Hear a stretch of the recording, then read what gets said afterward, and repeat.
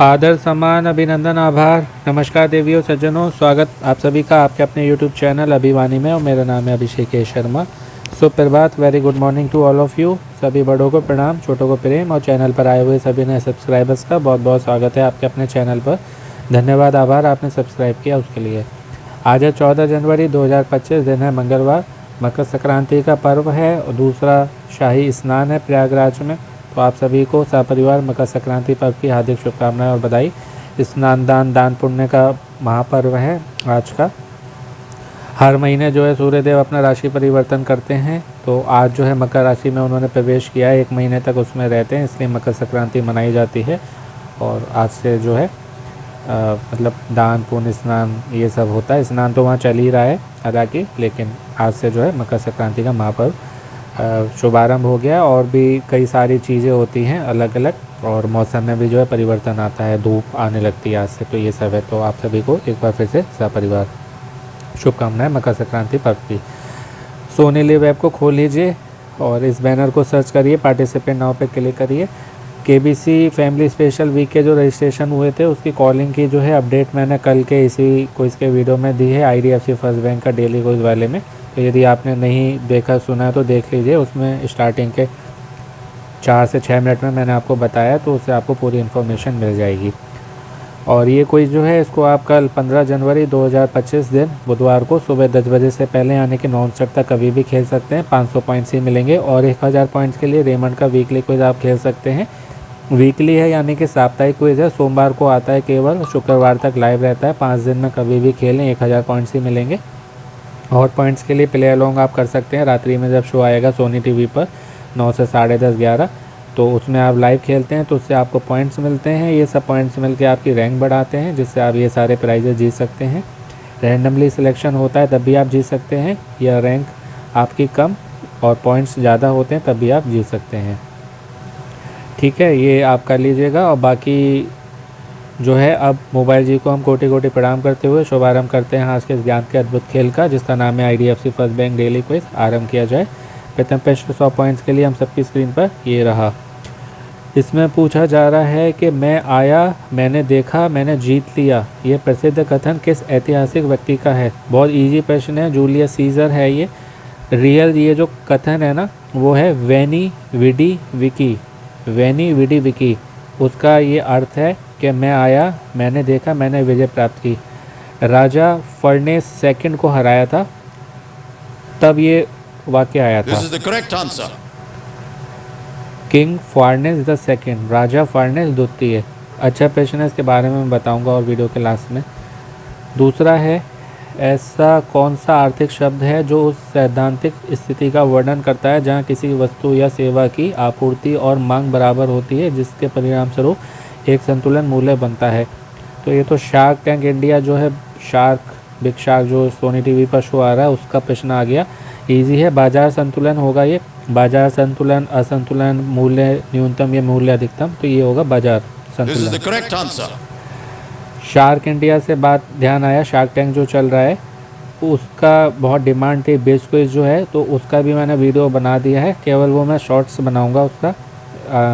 वो आपको चैनल पर शॉर्ट्स मिल जाएगा। कल से ही मतलब बनाना स्टार्ट किया है, कल वाला मैंने आज अपलोड किया था, तो वो भी ऐसे 5 दिन आता है, तो आप देख लीजिएगा।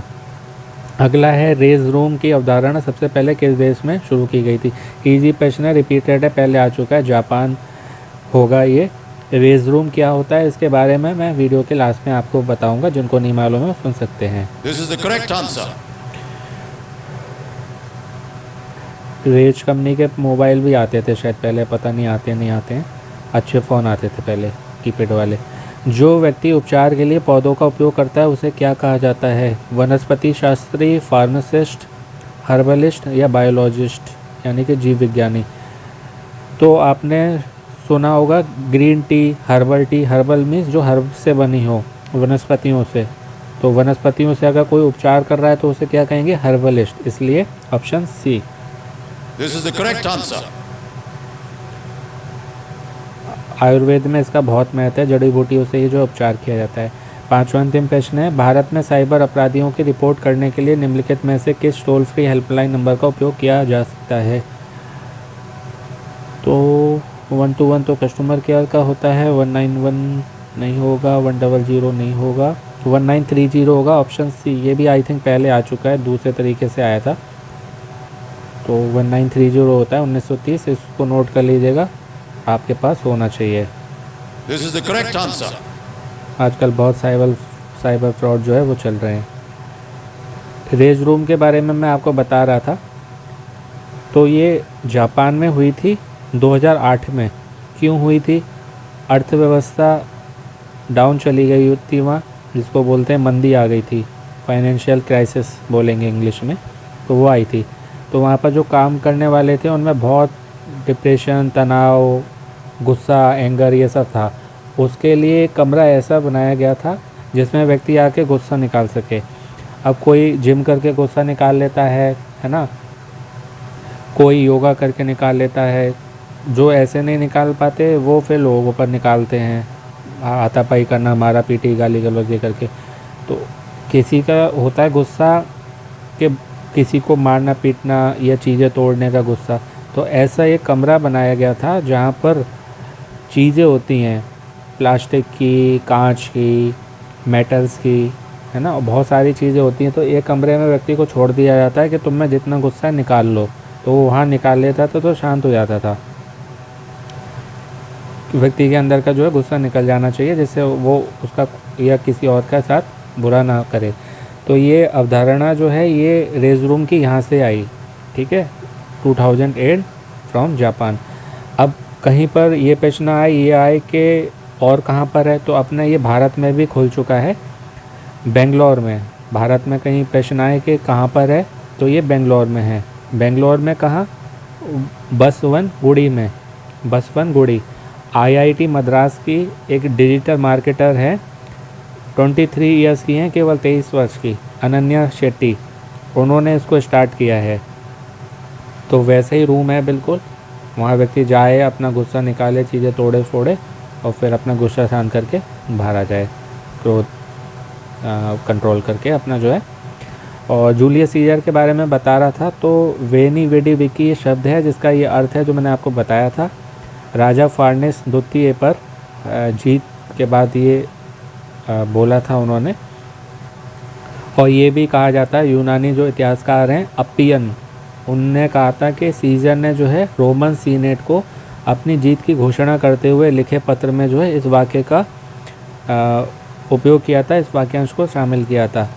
लेकिन रोमन इतिहासकार एक दूसरे हैं, सुएटोनियस, उनका ये कहना है कि सीजर ने रोम वापस लौटते समय जो विजयी जुलूस निकल रहा था उसमें अपनी जीत को प्रदर्शित करने के लिए एक तख्ती पर यह वाक्यांश लिखा था, वेनी विडी विकी, यानी कि मैं आया, मैंने देखा, मैंने विजय प्राप्त की। ठीक है, तो इस तरीके से पूरा इसको एक पैराग्राफ में याद करिए। ज़रूरी नहीं है कहीं ऐसे ही प्रश्न आए, इजी कहीं से भी आ सकता है, तो आपको सब कुछ मालूम होना चाहिए। और तैयारी ऐसी करिए कि बिना ऑप्शंस के जो है आप आंसर दे सकें, ठीक है।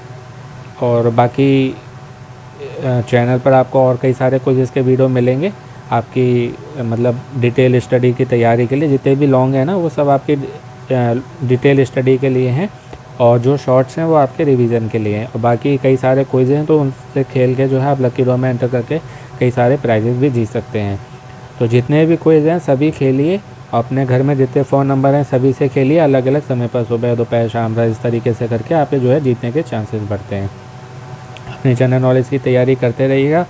फ़ोन का ध्यान रखिएगा केबीसी के लिए, और ट्रू कॉलर या ऐसी कोई भी ऐप है तो हटा दीजिए, कभी भी केबीसी का फ़ोन आ सकता है शुक्रवार तक। तो तैयारी करते रहें जीके की, खेलते रहें, मोटिवेट रहें, पॉजिटिव रहें, अपनों का ध्यान रखें, स्वस्थ रहें, मस्त रहें, प्रसन्न रहें। सुनते रहें अभिवानी भाई अभिषेक शर्मा।